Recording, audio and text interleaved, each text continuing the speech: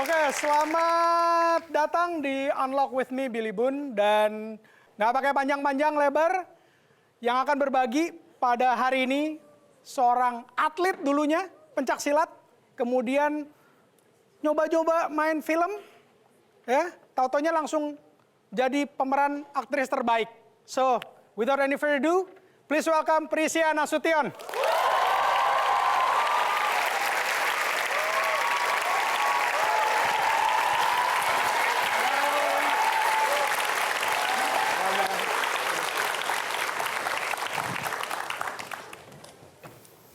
Oke, saya sebenarnya juga nggak tahu sih di sini mau ngapain nih.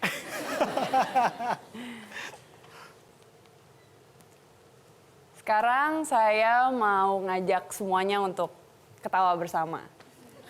Boleh? Boleh, pemanasannya. Di sini ada ketawa bareng ODGJ. Ada yang tahu nggak ODGJ itu apa? Orang dengan gangguan jiwa, betul. Ada 3 aja bunyinya dari 1000 audiens di sini ya. Gimana, kan banyak sekali yang nanya, kalau misalnya kita ketemu mereka, kita harus ngapain aja sih gitu. Stigmanya kan masih sangat, apakah mereka menyerang, apakah mereka menyeramkan, apa segala macam. Ternyata enggak, mereka tuh sama kayak kita dan bisa diajak ketawa bareng juga gitu. Bukan kita mentertawakan mereka atau mereka mentertawakan kita, tapi kita ketawa bareng. Caranya kita nggak usah takut gitu, karena mereka tuh nggak ada sama sekali mau nyerang, mau apa gitu. Selama ini mereka menyerang, itu mungkin karena di jalan itu banyak yang mau nyerang mereka gitu. Jadi mereka self defense gitu, ke cover. Tapi sementara kalau misalnya enggak ya sama kayak kita. Kalau kita diserang pasti kan kita nyerang balik gitu. Kalau enggak ya enggak. Jadi mereka tidak menyeramkan, jadi jangan takut. Yang kedua, hargai mereka, sama aja kayak kita juga menghargai teman kita menghargai orang tua kita, sama aja sebenarnya. Ngobrol seperti biasa gitu. Jadi walaupun mungkin reality mereka berbeda gitu. Ada satu yang mungkin dia itu adalah komandan Korem gitu, ngakunya. Tapi kita ngobrol aja, kadang-kadang kita juga punya halusinasi kita sendiri apa segala macam. Ngobrol aja, ngobrol biasa sama mereka. Ketawa bareng. Nah, terakhir di sini kenapa kita ketawa bareng? Karena banyak sekali pertanyaan yang, Kak, kalau ketemu mereka, kalau kita ketawain mereka gimana ya gitu. Sebenarnya nggak apa-apa, apa yang salah dengan ketawa bersama gitu. Mereka pasti punya realitanya mereka sendiri, kita juga punya realita kita sendiri. Ketika dua realita ini bersatu, pasti akan ketawa. Jadi ketawa bareng itu seru banget deh, enak banget gitu. Apalagi ketika kita ketawa bareng mereka tuh, kita nggak akan dijudge sama mereka gitu. Kayak, ih kok ketawa sendiri, gila ya gitu kan kadang-kadang. Jadi kita nggak akan ngerasa gila-gilain orang gitu. Dan kita juga nggak begitu ke mereka, karena realita kita aja yang beda. Jumlah ODGJ berat di Indonesia. Tahun 2013, ini yang berat ya, ada 400.000. Ini manusia semua loh ya. Ini bukan makhluk halus atau apapun gitu. Karena mereka nih agak-agak mau dibantu tapi kayaknya nggak perlu ya. Mungkin udah ada bantuan gitu. Dianggap nggak kelihatan tapi mereka kelihatan. Mereka manusia juga yang perlu makan, perlu hidup, perlu tempat tinggal kayak kita semua. Jumlahnya adalah 400.000. Lalu tahun 2018 melonjak ke 500.000. Jadi kecenderungannya itu semakin banyak, bukan semakin menurun. Dan di sini ada data dari Riskesdas, 2013 meningkat 1,7% dan 2018 sampai dengan 7%. Gak cuma di Jakarta, kalau kita lihat di semua tempat itu banyak. Dan Sulawesi itu tempat yang salah satu yang paling banyak. Kita nggak tahu kan, kirain cuma di ibu kota aja gitu. Padahal di daerah-daerah juga banyak. Dari segitu banyak data yang kita dapatkan, ada cuman 94 panti dan rumah sakit jiwa.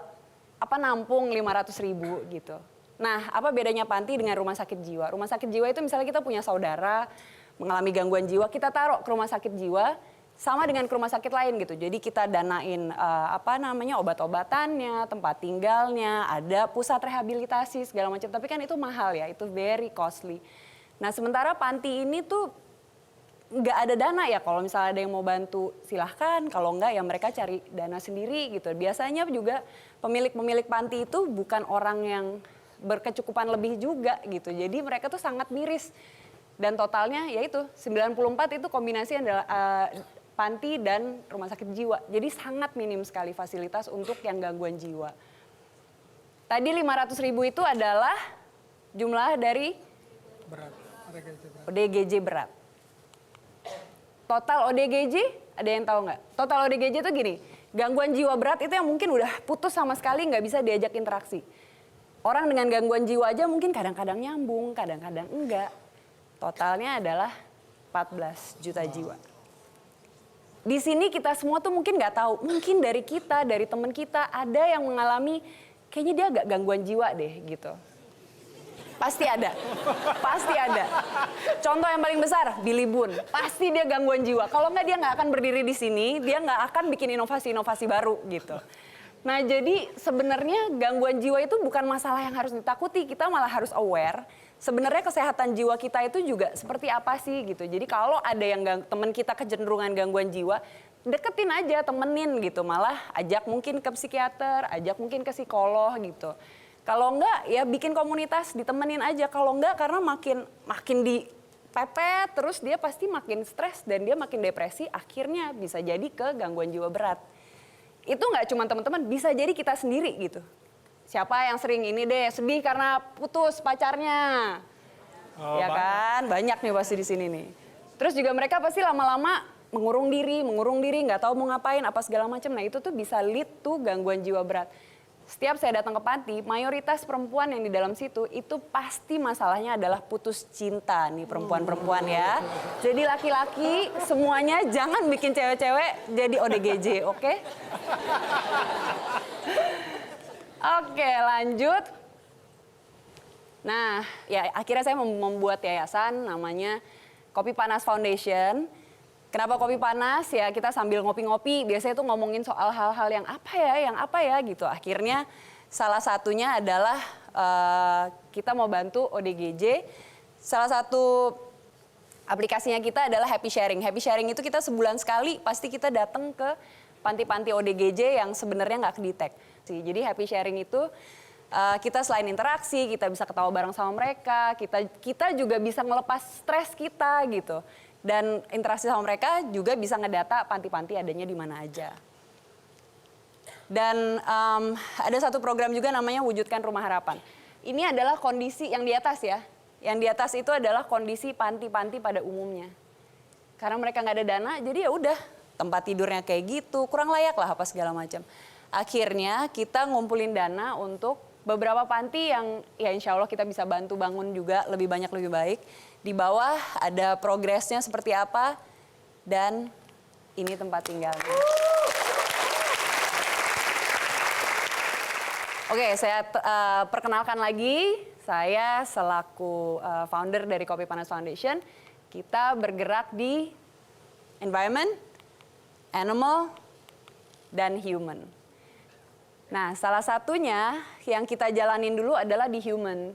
Adalah ODGJ dulu gitu, nantinya akan maju kemana-kemana. Intinya untuk bring all the awareness up gitu. Stigma-stigma paling nggak putus dulu. Kenapa mau cakup semuanya juga? Karena di animal sama environment, kita tuh nggak mau jelek-jelekin, jahat-jahatin orang gitu. Maksudnya kayak, misalnya bumi udah mau hancur, nih penjahatnya adalah manusia, pasti gitu kan. Tapi siapa yang bisa betulin bumi? Ya manusia juga gitu. Jadi yayasan ini kita mau rangkul semuanya. Pertama kita di human dulu, rasa humannya udah naik, baru kita pelan-pelan kita bantuin masalah yang lain. Jadi kalau misalnya mau ikut kontribusi juga, kita bisa ikut jadi volunteer. Volunteernya ada di KPF Friends, nanti bisa buka di websitenya ada. Kan banyak yang nanya kriteria volunteer tuh apa sih? Siapapun bisa jadi volunteer. Selama kalian punya energi, kalian punya waktu, itu udah cukup banget jadi volunteer.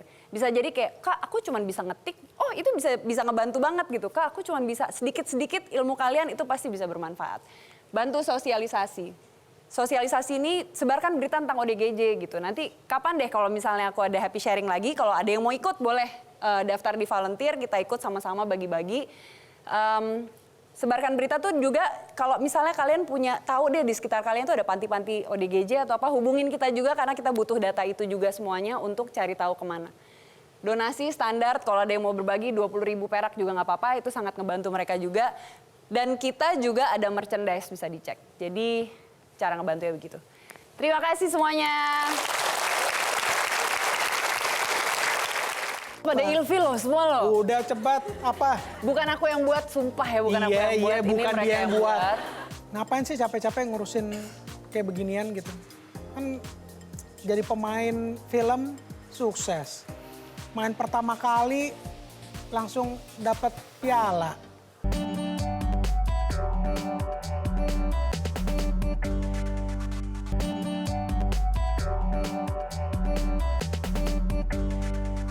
Oke, ya thank you so much. Tadi udah ngasih data-datanya banyak banget.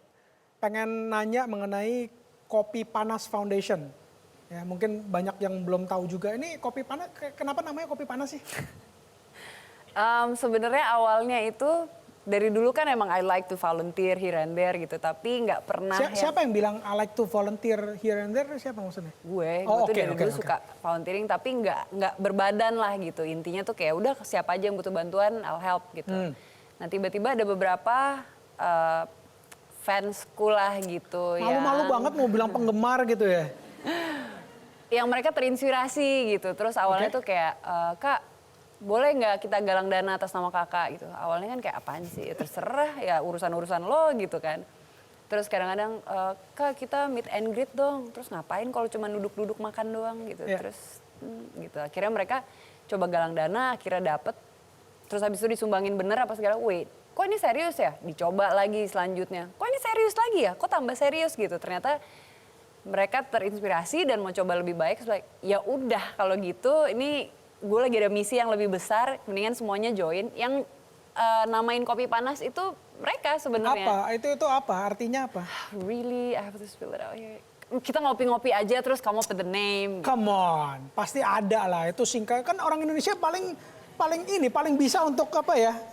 Singkatan-singkatan gitu. Kopi Panas apa? Pada ilfil loh semua loh. Udah cepat apa? Bukan aku yang buat, sumpah ya, bukan aku yang buat. Ini bukan mereka dia yang buat. Dia sama sekali nggak ngasih, dia malah nggak ngizinin tadinya. Udah, apa? Komunitas Prisia Nasution. Yang di silent. Itu kenapa ada di silent, di sensor-sensor gitu It's ya? them, it's not me. Oke. Yang penting apa, penggemar lah ya, penggemar. Kemudian ya berarti bersyukur juga ya punya penggemar, bukan yang cuman apa mengagumi kecantikan doang, ngagumin talenta doang, tapi mereka mau diajak bareng untuk berbuat sesuatu ya, sesuai dengan jiwa sosialnya Pia nih ya. Tepuk tangan dong. Nah, kalau banyak orang yang bilang, ayo kita berkunjung ke panti asuhan, ke anak-anak gitu ya. Terus kemudian di situ kita bisa berbagi main games, kita bisa nyanyi bareng, bisa ngasih sumbangan at the end of the day gitu. Itu kan kita seringkali saya dengar juga yang, ayo kita berbagi kebahagiaan. Jadi kita ke sana, kita menghibur mereka gitu kan. Nah kalau ODGJ pada saat kita datang ke sana, emang mereka akan terhibur gitu. Kebalik, ini yang serunya, kita tuh malah dihibur sama mereka. Kesana kan kita masih kaku-kaku nih awalnya. Iya. Gimana ya cara interaksi sama mereka? Nanti apa ya, gimana ya, apa segala macam. Nanti mereka ada yang datang ngobrol, nyanyi-nyanyi, kita nyanyi bareng. Kalau misalnya ada yang suka lihat instastoryku deh kemarin, di Instagramku juga udah aku save tuh khusus untuk bagian ODGJ. Ngobrol, nyanyi bareng, ntar kadang nyambung, kadang enggak, ketawa bareng. Itu tuh kayak kita tuh dikasih banyak sama mereka sebenarnya. Dengan kita cuman bawa sembako kecil apa segala macam, kita pulang tuh bawanya tuh banyak banget malah dari mereka. Bener-bener ada kemarin baru volunteer pertama yang ikut, dia bilang, gila ya Pi, gue gak pernah ketawa selepas ini gitu. Kayak ya nonton komedi-komedi di TV, kadang-kadang kan mereka pura-pura gila ya gitu, terus kita ketawa aja gitu. Nah ini tuh bener-bener, you know, ketawa bareng, bener-bener yang kayak yang ini ketawa, akhirnya dia yang kayak, gue nggak pernah Pi, I cannot remember terakhir ketawa seperti ini tuh kapan. And it's okay. To laugh? Enggak, karena bukan it's okay to laugh, tapi it's okay. Kan banyak orang yang lihat orang gila gitu ya, ODGJ, kemudian kayak kita ngetawain mereka. Itu mereka nggak akan salah arti gitu, bahwa oh ini orang-orang datang ke sini buat ngetawain kita nih gitu. Kan sebenarnya masa untuk kita nggak sensitif sih gitu? pernah ini ngetawain ketawa- teman-teman sendiri Oh, juga sering. Kan? Ya apa bedanya gitu, maksudnya di sini tuh jadi kayak tabu gitu yang kayak kita salah nggak ya ngetawain mereka atau nanti juga kalian diketawain kok sama mereka. Sama aja gitu, we laugh together intinya lah, kita tuh happy bareng aja udah. Oke. Nah, terus kemudian kalau yang tadi, yang satu juga saya pengen point out gitu, yang ternyata banyak ya orang yang nggak mau nyumbang cuman gara-gara selalu kayak ada mikirin timbal balik gitu ya. Jadi kayak nyumbang itu kan seharusnya bukannya kita harus ikhlas ya. Kita ikhlas nyumbang, ya nggak usah minta didoain gitu. Memang udah keikhlasan kita nyumbang gitu. Iya. Emang banyak orang yang bilang, oh at least you know the data gitu. Banyak orang-orang yang saya nggak mau nyumbang karena percuma kalau orang ODGJ yang doain nggak bakal nyampe juga gitu. Itu Iya ada beberapa lah yang ngomong, tapi sebenarnya Tapi ya itu ada ya? Ada.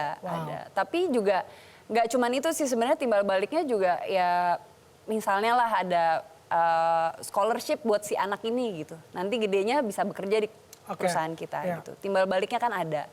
Nah kalau mereka kadang-kadang terus what's in it for us gitu. Jadi sebenarnya banyak banget yang ya terus gue nyumbang terus buat apa ya? Ya udah duit gue hilang aja gitu pada akhirnya. Jadi ya gitu deh. Oke. Jadi sebenarnya memprihatinkan sih dari sisi itu sih. Gak ada yang nyumbang, gak ada yang tahu tapi bukan pura-pura nggak tahu sih, kayak ini ada masalah tapi mungkin bukan masalah kali ya gitu. Jadi susah juga sih hidupnya mereka pada akhirnya. Oke. Orang gila ODGJ bisa sembuh apa nggak? Kan tadi udah dibilang nggak menular. Nggak menular. Tapi bisa sembuh nggak? Dan apakah genetik? Genetik udah pasti enggak, karena kan dia kecuali kayak misalnya mungkin terakhir dengan ada autistik, ada apa itu kan saya juga nggak paham apakah itu genetik atau enggak gitu. Tapi kalau gangguan jiwa sih nggak ada yang bayi baru lahir tiba-tiba oke, dokternya bilang ini dia mengalami gangguan jiwa. Gak ada kan. Mungkin dia gangguan jantung bisa gitu kan. Dia gangguan pernafasan mungkin. Tapi anak baru lahir gitu tiba-tiba habis nangis terus ketawa, gangguan jiwa. Kayaknya nggak ada sih. Masuk akal? Iya kan? Masuk akal. Oke. Bisa sembuh nggak sih? Oke, sembuh itu menurut mungkin dokter lah yang bisa memutuskan apakah dia sudah sembuh atau enggak gitu. Tapi apakah dia sudah bisa bertanggung jawab terhadap dirinya sendiri atau enggak, itu bisa diukur gitu. Oh gitu? Bisa, karena kan yang di jalan tuh kadang-kadang mereka nggak mau mandi, mereka nggak mau berpakaian gitu. Dikasih baju juga kadang-kadang, buat apa ya ini, drawback lagi gitu.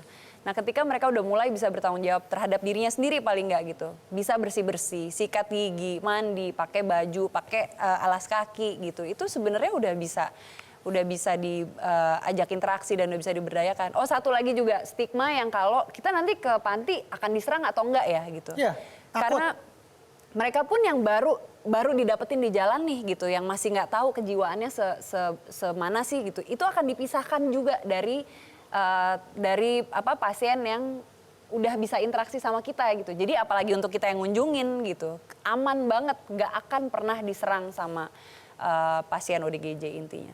Jadi nggak usah takut kalau mau datang. Oke. Nah, ini pada mau datang dong ya? Ayo dong. Kita support Kopi Panas Foundation dong ya? Mulai sekarang kita semua jadi penggemar dia dong ya? Alah. Ini semua penggemar kan? Nggak kan, daripada kayak Roger Federer bikin Roger Federer Foundation gitu kan. Daripada pakai nama sendiri gitu kan. Awalnya juga gitu, Kak mau pakai nama Kakak? Enggak. So akhirnya ya udah Kak, Kopi Panas. Tapi kita harus ini nih, cari dalinya gimana ya nanti ya ngomongnya ya. Bilang aja ini isu-isu yang kita omonginnya kalau sambil ngopi bareng tiba-tiba we thought of it gitu. Terus kayak oke, akhirnya gitu. Di mana-mana orang punya yayasan tuh sesuatu yang luar biasa loh. Yang harus dibanggakan loh. Ini di ngerem, nggak mau pengen orang tahu gitu. Karena sebenarnya kan bukan buat akunya gitu. Aku tuh nggak mau dapat kredit nama dari mereka yang membutuhkan gitu. Kalau misalnya sekarang jadi linknya, I don't mind gitu. Tapi kalau misalnya dapat kreditnya justru aku, kayaknya nggak layak ya. Oke. Nah, ngapain sih capek-capek ngurusin kayak beginian gitu? Kan jadi pemain film sukses. Main pertama kali langsung dapat piala, ya kan? Duit di mana-mana, di endorse terus. Iya, ini lagi curhat ya ngomong, tajir melintir, lagi curhat tajir melintir gitu. Terus ngapain sih capek-capek begini? Nggak capek sih, capek sebelah mana ya coba kalau harus dipikir-pikir. Kalau lagi off-air kita ketemu yang, wah ini harus mikirin planning ke depannya 10 tahun lagi. Capek nggak? Cuma mikir doang, modal otak doang kan? Otaknya berlebih ya. Alright, Tia, thank you so much. Thank you. Prisia Nasution.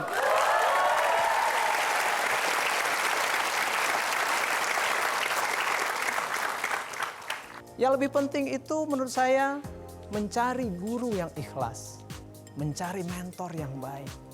Siapa itu guru yang baik dan mentor yang baik? Karena memang ujian buat belajar. Dan ini dikuatkan juga oleh riset-riset bahwa untuk bisa mendapatkan level yang di atas itu,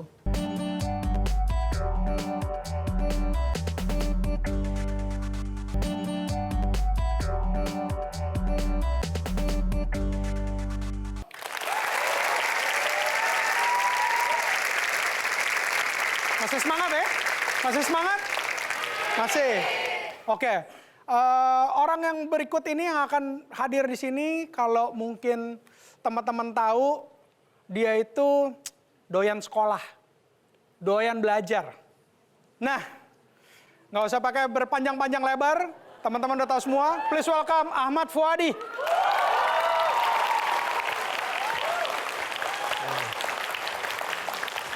halo bro. Thank you, thank you. Assalamualaikum warahmatullahi wabarakatuh. Teman-teman, saya kalau reuni itu beberapa orang bilang dan menuduh saya, kamu tuh hobinya belajar dan sekolah ya. Kenapa begitu? Saya nggak bisa nyalain mereka juga ya. Orang itu kan hobi biasanya fotografi, hobi kuliner, ini sekolah hobi. Kenapa mereka tidak bisa disalahkan? Selama hidup saya sekolah 10 sekolah. Dari kampung kecil, lalu ke Jawa, lalu ke Singapura, ke Amerika, dan ke Inggris. Jadi wajar kalau mereka bilang saya doyan sekolah. Padahal teman-teman, saya nggak doyan sekolah. Hobi saya bukan sekolah. Ada yang lebih penting daripada sekolah. Ada yang lebih esensial daripada sekolah. Apa itu? Sekolah itu memang membuat kita jadi lebih pintar. Tapi untuk mendapatkan semua itu, yang pertama kita harus punya semangat jauh dari lubuk hati kita untuk belajar. Jadi jangan-jangan teman-teman merasa, wah saya ini sekolahnya cuma di sebuah gang. Sekolah saya gak zonasi. Jangan takut. Bahkan tidak sekolah jangan takut. Yang penting itu ada semangat belajar. Dan suatu ketika nanti ilmu yang teman pelajari akan membuat hidup kita lebih baik. Hauslah pada ilmu selalu. Yang lebih penting itu menurut saya mencari guru yang ikhlas. Mencari mentor yang baik. Siapa itu guru yang baik dan mentor yang baik? Saya punya satu contoh. Waktu saya dulu di sekolah di pesantren. Guru saya dan guru kami setiap pagi mengajar. Siang nanti mengajar juga. Malam kerjanya keliling asrama. Nepuk pundak kita. Nak, apalagi yang mau diterangkan? Dia bekerja 24 jam, 24/7. Lemburnya panjang banget. Kita penasaran, ini gajinya berapa ya? Jangan-jangan gede banget. Waktu itu kita tanya, gajinya berapa sih Ustadz? Gaji saya 0. Loh, gaji 0 bekerjanya luar biasa. Apa yang membuat dia bekerja habis-habisan mengajar kita? Ketika kita tanya, misi hidup saya mengabdi dengan berbagi ilmu. Teman-teman, lebih daripada sekolah, carilah guru yang ikhlas. Yang lebih penting lagi menurut saya daripada sekedar sekolah, adalah sebuah motivasi untuk mencapai penguasaan ilmu, mastery. Bukan mencari nilai, bukan mencari ijazah. Ijazah itu bisa robek, bisa rusak, bisa terbakar. Tapi ilmu yang meresap ke hati kita, yang masuk ke pikiran kita, akan kita bawa sepanjang hayat. Saya dulu SD pindah 3 kali. TK nggak lulus.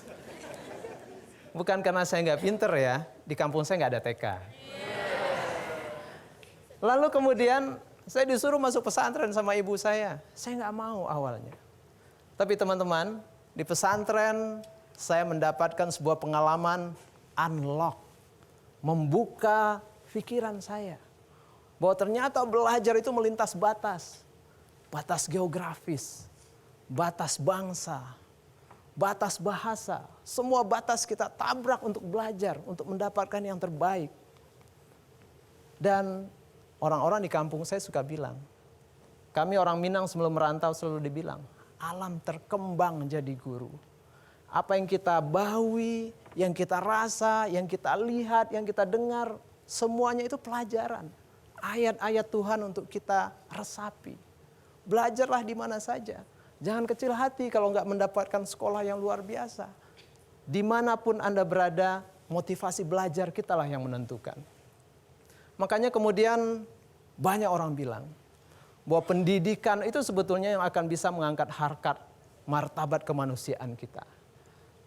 William Fulbright bilang, education is a slow moving but powerful force. Pendidikan itu pelan, kadang-kadang nggak kerasa. Kita nggak tahu kita terdidik apa tidak. Tapi kalau kita jalani, dia akan menjadi sebuah kekuatan yang luar biasa mendorong kita. Kalau kita ingin mengubah diri kita, belajarlah. Ingin mengubah negara kita, belajarlah. Karena ini adalah pintu perubahan. Dan teman-teman, saya yakin semua kita pernah punya satu profesi. Profesi pelajar. Dan selama menjadi profesi pelajar, jarang kita dikasih tahu bagaimana jadi pelajar yang baik. Jarang dikasih tahu teknik belajar. Learning how to learn. Padahal ini sangat penting dalam belajar. Saya mungkin sekolah di 10 sekolah, dapat beasiswa, 12 beasiswa, berkeliling ke berbagai negara. Mungkin belajar, cara belajar ini yang membedakan saya dengan yang lain. Apa itu cara belajar yang baik? Pertama, ajarkan ilmu ke orang lain. Ini riset loh teman-teman. Ada sebuah riset di Amerika dari Bjork Learning and Forgetting Lab. Dibuat 2 kelompok siswa, 1 kelompok siswa diberi pelajaran. Pelajari ini, siap-siap buat ujian. Kelompok siswa yang lain diberi perintah, pelajari ini, siap-siap untuk mengajarkan ke orang lain. Mereka diberi waktu yang sama, dan setelah itu dites. Ternyata hasil tes yang terbaik itu adalah kelompok yang siap untuk mengajarkan ilmu ke orang lain. Teman-teman, kalau kita ingin mendapatkan ilmu yang luas, yang mendalam, yang everlasting, siap ajarkan ke orang lain. Bagi ilmu kita ke seluas mungkin. Cara belajar yang lain lagi adalah buatlah ujian itu untuk belajar. Bukan belajar buat ujian. Kadang-kadang kita belajar buat ujian. Ujian itu buat belajar, dia tools dalam belajar. Dan ini dari dulu di pesantren saya selalu diomongin, setiap kita mau ujian, ujian adalah pesta. Kami dihibur, dikasih makanan yang enak-enak, pokoknya dibikin kita bangga dan happy. Karena memang ujian buat belajar. Dan ini dikuatkan juga oleh riset-riset bahwa untuk bisa mendapatkan level yang di atas itu, kita perlu ujian. Jangan beban, jangan kemudian belajar buat ujian. Nah, yang mahasiswa mungkin juga sangat kenal dengan kebiasaan kebut semalam. Sampai ngepot-ngepot. Salah satu cara belajar yang baik, hasil penelitian bahkan lebih dari 100 tahun yang lalu, apakah efektif belajar kebut semalam? Apakah efektif belajar bertahap? Ternyata hasilnya orang yang kebut semalam, ketika besok ujian, ternyata nilainya lumayan. Dan happy, diulang lagi semester depan. Orang yang belajarnya bertahap, pelan-pelan, dikit-dikit, besok ujian. Ternyata nilainya, ya nggak jauh-jauh beda. Apa bedanya kemudian dengan orang kebut semalam dan yang bertahap, massing and spacing, orang yang belajar bertahap, diuji lagi, sebulan lagi, ilmunya masih nempel, everlasting. Dan inilah salah satu cara rahasia belajar, how to learn. Dan teman-teman, kapan kita belajar itu? Belajar itu selama ada oksigen masuk ke hidung kita, kita belajar.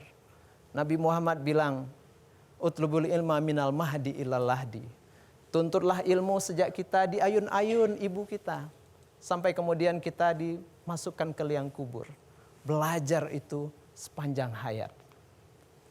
Dan sampai hari ini saya masih terus belajar teman-teman. Belasan buku sudah saya tulis. Tapi sekarang saya sedang belajar menulis biografi. Dan biografinya sudah terbit, Merdeka Sejak Hati. Dan saya sedang belajar menulis skenario. Karena belajar itu kebutuhan. Belajar itu adalah puncak kemanusiaan kita. Membuat kita punya harkat yang lebih tinggi daripada makhluk yang lain. Kalau di awal saya cerita kepada teman-teman, sekolah bukan segalanya. Tapi sekolah menurut saya tetap tempat paling sistematis kalau mau belajar.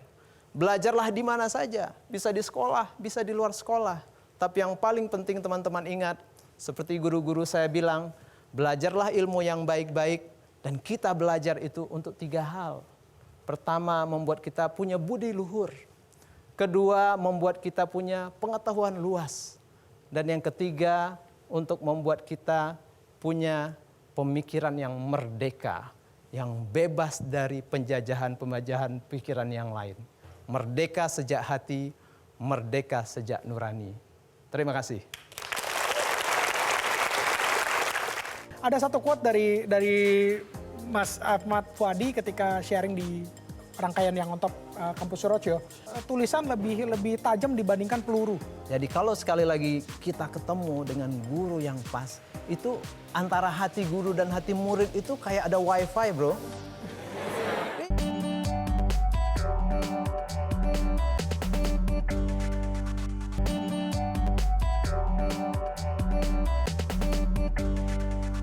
Thank you so much udah sharing. Terima kasih. Jadi sebenarnya kalau dalam belajar ya, itu yang penting materinya atau metodenya atau gimana? Nah, atau apa yang paling penting gitulah? Ini menarik ya. Dalam khasanah tradisi pesantren ada sebuah perkataan yang menarik. Materi itu penting, tapi yang lebih penting dari materi metodenya. Oke, pelan-pelan. Nah, materi itu penting, tapi lebih penting lagi metodenya, caranya gitu. Iya. Oke. Cara penyampaian penting, tapi yang lebih penting lagi gurunya. Benar. Guru itu penting, tapi yang lebih penting lagi ruh guru itu. Kuncinya adalah ruh guru. Oke. Jadi kalau sekali lagi kita ketemu dengan guru yang pas, itu antara hati guru dan hati murid itu kayak ada wifi, bro. Iya, download upload ilmunya cepat, bukan cuma 4G, 5G, 6G. Oke. Makanya dalam tradisi pesantren lagi, itu menghormati guru luar biasa, ketemu cium tangan. Pokoknya menghormati luar biasa karena menjaga keterhubungan hati itu. Karena roh guru, spirit guru yang ikhlas itu, anak itu akan tumbuh, akan luar biasa tumbuhnya. Oke, nah kita nggak lagi cuman ngomongin guru di sekolah kan ya? Iya, Karena tadi kita lagi guru ngomongin guru kehidupan gitu Iya. kan. Bisa nggak kasih tahu ke kita semua gimana sih caranya mencari, kalau di dunia bisnis lebih banyak kita kenal sebagai mentor lah gitu ya. Iya, betul. Tapi kalau di kehidupan lah, bagaimana kita bisa mencari guru yang tadi, yang punya keikhlasan, yang rohnya baik, tulus, dan seterusnya itu gimana caranya? Jadi mencari guru itu kayak mencari jodoh juga ya. Ini repot karena yang hadir di sini semuanya jomblo ini. Jomblo ya. Mereka nyari pasangan aja belum bisa. Cari guru ya. Nah, ini apalagi nyari guru gitu. Iya, lanjut. jadi harus ada usaha. Kita nggak bisa duduk aja di sebuah tempat berharap guru datang. Guru itu dicari, ilmu itu dicari. Makanya bahasa Arab itu murid itu tolib. Tolib itu yang mencari, yang meminta. Oke. Nah, guru juga kita cari. Di mana mencarinya? Kalau bus itu nyari bus di stopan bus, bukan di stopan kereta. Iya. Artinya cari di tempat biasa guru berkumpul, sekolah ada, atau tempat orang belajar. Kita tahu tempat-tempatnya, hubnya. Nanti suatu ketika dari ngobrol-ngobrol akan ketemu. Oh ternyata ini ya mentor saya. Oh ternyata ini guru yang pas. Memang ada orbit guru-guru itu. Iya. Kalau dalam sufi itu seperti itu juga katanya. Nah, bagaimana kita aktif kemudian berjejaring mencari, di mana ya kalau belajar ini? Wah, di mana ya kalau sekolah ini? Atau gimana ya kalau saya ngobrol diskusi tentang ini? Harus ada effort. Oke, jadi ya masuk akal ya. Soalnya kalau kita pengen temenan sama orang-orang yang belajarin organisasi. Ya. Ya berarti kita masuk ke komunitas, ke organisasi. Benar, kita pengen aktif di bedah buku misalnya. Ya Ya. kita gabung dengan komunitas yang sering melakukan bedah buku gitu ya. Betul. Gitu. Nah, terus kemudian kalau yang selalu banyak orang kalau tahu Ahmad Fuadi itu adalah beasiswa, men. Ya. Itu udah novel sama beasiswa, ya kan? Emang beasiswa tuh banyak ya? Kok kayaknya gampang banget sih dapetin beasiswa? Jadi gini, beasiswa kalau gambaran saya Ya, kayak buah mangga di musim mangga. Dan kita lewat depan pohon mangga di musim mangga. Itu buahnya kan bergelantungan ya, kayak di surga gitu ya. ya. Emang pernah ke surga? Ya gitu gambarnya. Oh, oke. Jadi di surga cuma ada buah mangga doang ya? Dan buah yang lain-lain gitu Oke, ya. makin nggak penting. Iya, Terus kita lanjut. Itu buah itu bergelantungan di mana-mana sampai ada yang jatuh, nggak ada yang ngambil gitu. Nah ada orang lewat pohon mangga, aduh saya pengen mangga, enak nih mangga. Tapi ngomong doang. Itu nggak ada hasilnya. Mangga nggak terbang ke tangan dia. Tapi orang yang lewat kemudian grab the mango, itu yang dapat. Nah beasiswa itu kayak itu banyak bergelantungan di mana-mana. Tapi orang sering bilang, aduh saya pengen dapat beasiswa deh. Iya. Tapi nggak ada action. Padahal untuk dapat beasiswa itu prosesnya panjang. Mau dapat beasiswa tahun 2020, mulainya 2019, setahun sebelumnya ditarik mundur. Karena ada proses yang panjang. Dan kedua yang penting juga, beasiswa itu bukan didesain buat orang yang pinter aja bro. Kenapa saya bilang bukan buat yang pinter? Saya punya banyak teman pinter-pinter bro. IPK-nya 4, nggak ada ya, 4,0. Oke, iya. Susah nih ngomong sama orang pinter, kena jebakan Batman-nya semua nih. Tapi nggak dapat beasiswa. Iya. Ada teman yang biasa aja, dapat beasiswa lagi. Kenapa? Karena dia usaha tadi. Grab the mango, dia menyiapkan dirinya setahun sebelumnya, melakukan semua proses, nggak dapat diulang lagi, dapat beasiswa. Dan beasiswa memang banyak bidangnya, bukan hanya akademis. Ada beasiswa untuk pemusik. Wah cuma pinternya nyanyi gitu ya, nilai biasa aja, bisa ada beasiswanya. Beasiswa buat atlet ada. Jadi banyak ragam beasiswa, bahkan beasiswa nggak mengenal umur. Orang mikir, aduh beasiswa buat S2 aja kali ya. S3 ada beasiswa, habis S3 ada lagi postdoc. Habis postdoc ada lagi segala macam beasiswa. Durasinya juga beragam bro. Bukan hanya berpikir 2 tahun nih, pusing nih harus belajar terus. Ada beasiswa cuma 2 hari. Ada yang 2 minggu. Ada yang sekian bulan. Beasiswaan. Beasiswa benar KW. nih, tapi short. Very Oke. short.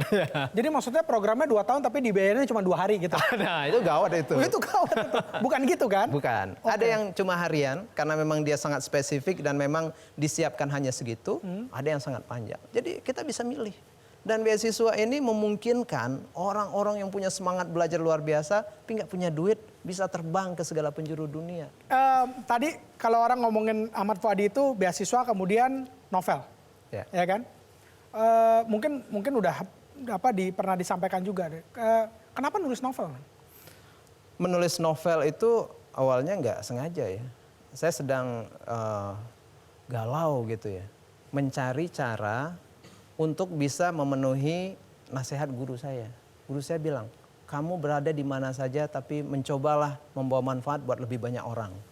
Wah saya waktu itu nggak merasa bisa, nggak punya banyak duit bagi-bagi, nggak punya banyak kekuasaan untuk ngapain gitu ya. Cuma bisanya nulis. Nah nulis ini nulis apa? Yang kira-kira efeknya bisa banyak. Salah satunya yang saya lihat menulis buku populer yang bisa diakses banyak orang. Dan salah satunya novel. Dengan novel ada pesan yang kita sampaikan, simple tapi bisa dibaca banyak orang dan mudah-mudahan ada manfaatnya. Jadi sedang pencarian dan pencariannya berlabuh di novel. Kemudian. Novel ya. Dan nggak ada regret sama sekali ketika, ya of course lah sekarang ini udah bestseller. Tapi dulu ketika nulis novel pertama kali, kebayang nggak sih bakal tajir melintir kayak sekarang gini? Alhamdulillah. Dulu nggak kebayang juga ya akan bagaimana berarti kejawab nasibnya. tuh. Berarti sekarang dia tajir melintir. Hei, kita itu berdoa diaminin, amin. Gitu ya. Oke. Ada satu quote dari Mas Ahmad Fuady ketika sharing di rangkaian yang on top Kampus Surocho. Itu pensil tulisan lebih tajam dibandingkan peluru. Ya ini saya mengutip juga dari penulis-penulis lain ya. Dia bilang tulisan lebih kuat daripada peluru. Lah bagaimana mungkin? Peluru itu kalau kena orang luka loh. Ya, Bisa mati mati malah, lagi mati, kan. Tulisan apa kekuatannya? Ternyata kalau peluru bisa mematikan, tulisan menghidupkan bro. Kalau peluru in split second bikin orang mati dan selongsongnya ada di badan orang entah di mana. Tulisan nggak mati. Begitu dibaca satu orang, bisa dibaca orang lain, bisa dibaca orang lain lagi. Begitu penulisnya meninggal, bukunya masih terus hidup, dia melintas zaman. Dan dia bisa banyak turunannya. Jadi karena itu dia punya kekuatan luar biasa. Karena tulisan itu yang terjadi adalah sebuah interaksi yang sangat intimate antara penulis dan pembaca. Membaca itu nggak bisa disambi loh. Orang dengar musik bisa sambil nyetir, bisa sambil mandi-mandi. Baca lambi mandi gimana kan? Baca itu konsentrasi melihat dan itu terjadi transformasi, terjadi perpindahan ide yang luar biasa. Dia seperti peluru masuk ke kepala dan jiwa orang. Oke, my last question. Kenapa udah berhasil nulis novel, tiap kali nulis novel pasti sukses, kenapa sekarang capek-capek belajarin nulis biografi? Suka belajar, bro. Oh ya, tadi udah dibilang ya. Jadi Suka gini, belajar. menurut saya ilmu itu, alam itu terkembang jadi guru kan. Kita belajar lagi apa yang kita belum bisa. Dan menurut saya menulis biografi itu adalah menghargai kehidupan-kehidupan orang yang selama ini nggak diketahui oleh siapapun. Tapi berguna buat banyak orang. Jadi saya sekarang belajar pada orang yang lebih pintar, ke mentor-mentor, ikut kursus juga. Sambil terus menulis, udah terbit nih satu dan sekarang dalam proses menulis yang lain lagi, biografi. Hati-hati gue bikin biografi Billy Boon nanti.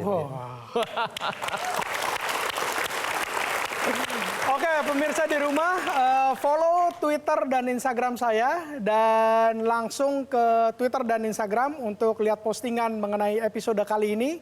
Dan kemudian silakan di komen ya, quotes yang paling menarik dari Prisia Nasution dan juga dari Ahmad Fuadi dan kasih tahu kenapanya. Ya, kenapa Anda suka dengan quotes dari mereka berdua ini. Dan menangin 2 buah kacamata dari Optixis. Oke? So, semoga tayangan ini bermanfaat. Until next month, be inspired, I'll see you on top. Thank you so much, man. Terima kasih. Thank you.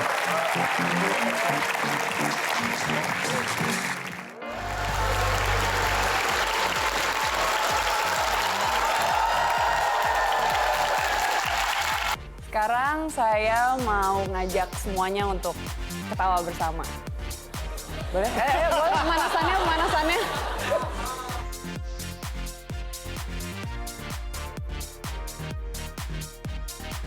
Jadi kalau sekali lagi kita ketemu dengan guru yang pas, itu antara hati guru dan hati murid itu kayak ada wifi, bro.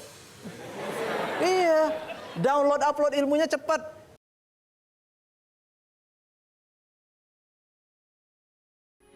Metro TV, knowledge to elevate.